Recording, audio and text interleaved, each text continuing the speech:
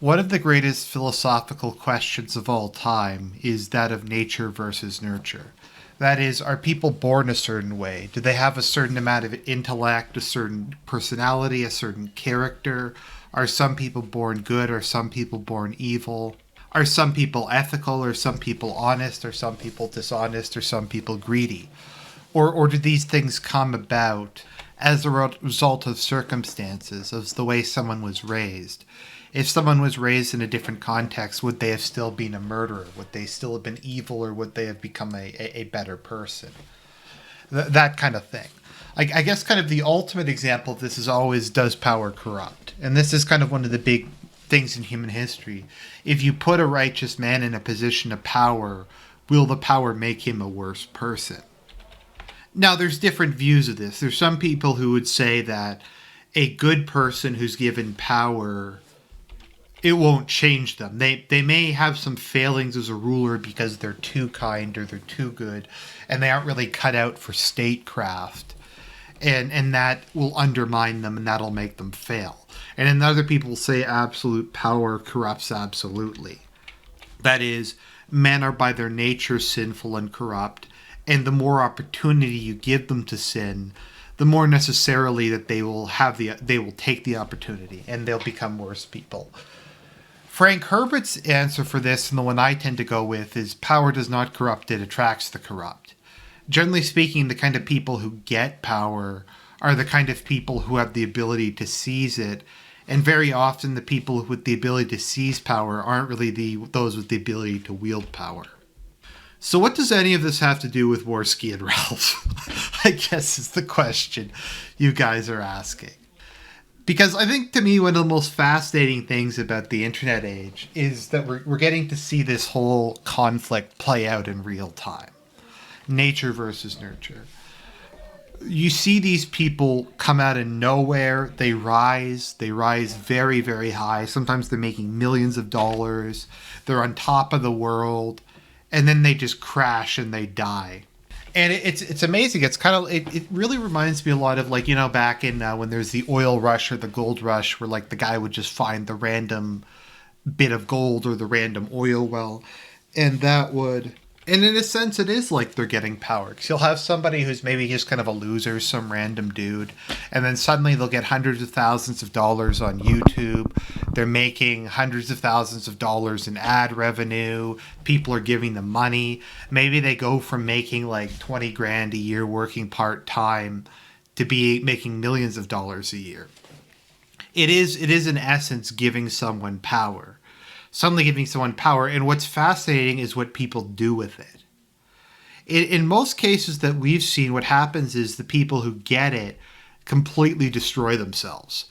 And this is kind of the case with Warski and Ralph, where basically these guys, kind of like Ice Poseidon or DSP or Mundane Matt or any of this long list of people who have destroyed their lives, they kind of go from being losers that no one knows or cares about to having this like massive online presence, of having tens of thousands of people who listen to them, who take what they're saying seriously.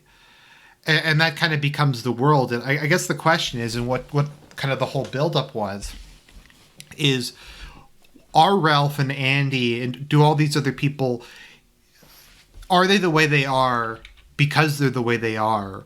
Or does the fame and the money and the authority make them worse people? And it's a good question. It's a very good question. My answer to the whole thing is I think people are a certain way, and they always are a certain way. But I think there's a good version of that and a bad version of that. And you kind of exist on a scale. There's like the platonic form, and there's like the platonic anti-form. There's a very, very good version of that in which the various qualities of the person have been polished and they've kind of reached their paramountcy and they're able to kind of fulfill their destiny. And then there's the various traits that are kind of twisted. And if you'll forgive the fancifulness for a minute, this is kind of like what we have with Lucifer. Because Satan has a lot of very good things about him. He's powerful, he's charismatic, he's wise, He's a good organizer. He's a good leader. There's all these good things, and these are inherent traits. But what happened was he decided to use them for evil instead of for good. But you could see, I don't know, Michael or a good angel who would have all the exact same traits, but would be the opposite. You kind of get what I mean? And I think people's flaws are always their flaws. I think my flaws will always be shyness, a general neurosis, indecisiveness, depression, low self-esteem, self-hatred. These are all kind of, I think, things that I will have, whether I'm at a good part of my life or a bad part of my life. The thing is whether or not you're able to deal with them and you're able to restrain them. Like in my case, I take medication and I go to therapy. The issues aren't gone. I haven't changed who I am fundamentally, but I've made it into a better version of who I was. If that makes sense. And a lot of life, in my view at least, is to take the raw material you have and try to make it better. Now, the raw material isn't necessarily there for everyone to be a rocket scientist or a genius or something. But I do think there is a good version of everybody. Just in a lot of cases, the raw material gears much, much more naturally in the opposite direction. Just like in some people, it tends to gear more in a good direction. So what am I trying to get at? So how do I think Andy and, like, why do all these people go crazy? Why do they all collapse, etc.? Is it the fame? Or would they be like this anyways? In general, from my experience, and granted, I'm not as knowledgeable about the internet and the various celebrities as other people, generally speaking, people are more or less the same once they get all the power and fame, etc. It just enables them more. It just allows them to live a higher level of where they were. And in a sense, what's kind of dangerous about it is a lot of times traditionally when you achieve things in life, it's at the end of a very long process. Like you go through school, you work your career, you develop a work ethic, you develop a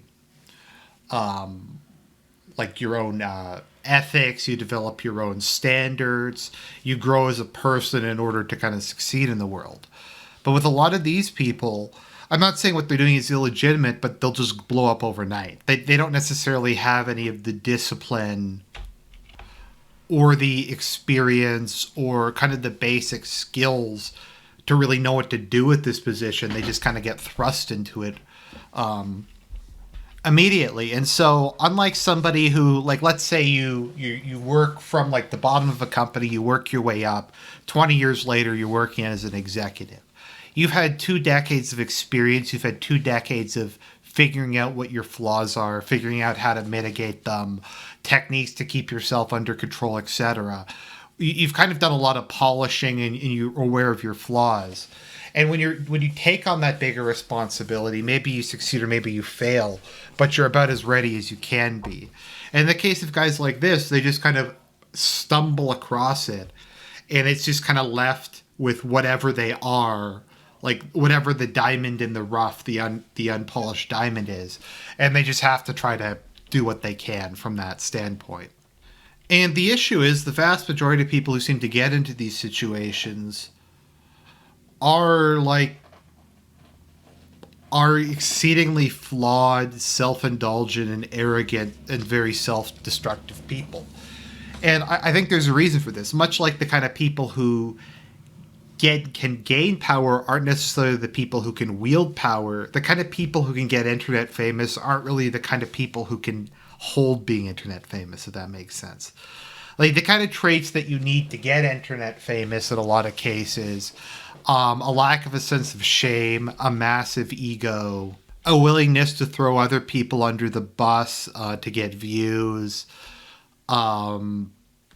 manipulation, lying. I mean, there's lots of people who didn't do these things. There's lots of like great people who have internet careers, but a lot of the people who just kind of come out of nowhere build themselves up on these things. I mean, let's look at like what Ralph has built his career on is basically trashing people. His kind of the zenith of his career that kind of set in motion all his growth was Mundane Matt destroying his life on stream and the whole Tonka Saw thing. So like people like say now, oh well, did Ralph just go crazy? Did he go downhill? But if you look back on it, Ralph's always kind of been a snake. He's always kind of been a guy who kind of smiles to his guests and then like trashes them behind the scenes and stuff like that. And the kind of person who gets this position this quickly, it tends to have all these very bad negative traits, all these like skeletons in their closet. And so once they get to the position, they can't stay there. It's like how with a lot of actors who are very talented and very creative people, it often comes from bipolar or depression or something like that. And they're able to emote so well because they have this ability, but it also leads to great self-destruction. You see this with a lot of musicians and that sort of thing. So this is kind of like what the whole professional NEET thing is. And I've talked about this. I'm sorry if I'm jumping around a lot. This is kind of stream of consciousness, but a professional NEET is a term I came up with. It's for somebody who is able to make a living without producing a real product, I guess you could say, who ultimately makes a living through e-baking. Like they don't necessarily produce at least what I would consider enough to be like a full-time content creator. Now the line between this is very blurry, but like some examples, one of my heroes, James Rolfe, you can tell that he puts a lot of time and effort into his videos. He's putting out content all the time. I've never seen him like out and doing any of this nonsense. I've never seen him out and drinking and partying and doing that. He got married. I think he has 2 kids now. He very clearly puts a lot of time and effort into it, and he treats it like an actual job. Like the videos come out on time. He has like a schedule set up. It comes out. He does what he says he's going to do. That's good. Even like the Nostalgia Critic. Well, the company collapsed. He put out a consistent product of a consistent quality on a weekly basis that people were happy with. And even like when stuff started to fall apart, he was still able to put that out. And there are a lot of people who do produce a product that is professional or is like something they have a passion for, and they are disciplined about it, and they are able to just have it as their job without their life being a complete and utter disaster. But guys like Ralph and Andy Warski, they're NEETs. I don't know if they've ever really had a real career or if they've ever really treated this like a real career. But it's really just kind of a bunch of like NEETs who live in their parents' basement. I know they don't live in their parents' basement, but who just have a whole bunch of money from the internet, and just their worst traits are being enabled because there's really no consequences for their actions. They can't really get fired. I mean, I guess they're technically getting fired because they're going to get kicked off of whatever platforms they're still on, and people eventually stop giving them money. But there's just not the immediate consequences in front of them. And this is just kind of something you see with a lot of people like Christian. People just kind of keep giving him money, and he keeps somehow getting along. Same thing with DSP. These people don't treat it like a real job. They don't treat it like a career, really. It's just kind of a way for them to make money and indulge their various personality flaws. But there's not really any, I suppose you could say, long-term plan. And when they pretend there's a long-term plan, the pretend long-term plan is a way to scam money in like 90% of cases. So I guess what I'm saying is when it comes to people like Warski and Ralph, I'd say they were the way they were, and I don't think internet fame has changed them fundamentally. I think, though, it has enabled their worst aspects without any of the tempering that should come with the enablement, if that makes sense. Perhaps just to leave you on one other interesting fact that kind of proves what I'm trying to say is there's this whole meme that the people who win the lottery always go broke, which they often do. And that's because poor people don't know how to manage money and poor people win the lottery. That's not true. The case is the people who win the lottery are gambling addicts. I mean, 'cause you think about it. Like, let's say you or me or whoever, I've never bought a lottery ticket, but let's say I just buy a lottery ticket for fun. I'm just like, oh, it's $40 million. I'll just buy one. Maybe I'll buy one and I'll take a trip to the Bahamas when I win. Or like, you just do that. Meanwhile, there's some person down the street who buys 12 tickets a week, every week, for each lottery. So that person has like hundreds of like thousands of times they're more likely to win than you. And let's say like 70 to 80% of lottery tickets are bought by compulsive gamblers. Pretty much everyone who wins is going to be a compulsive gambler, and they're going to waste the money. So as I said, power doesn't corrupt. Power attracts the corrupt. And the kind of people who can get internet famous aren't always those who can wield internet fame. So I hope you enjoyed that stream of consciousness.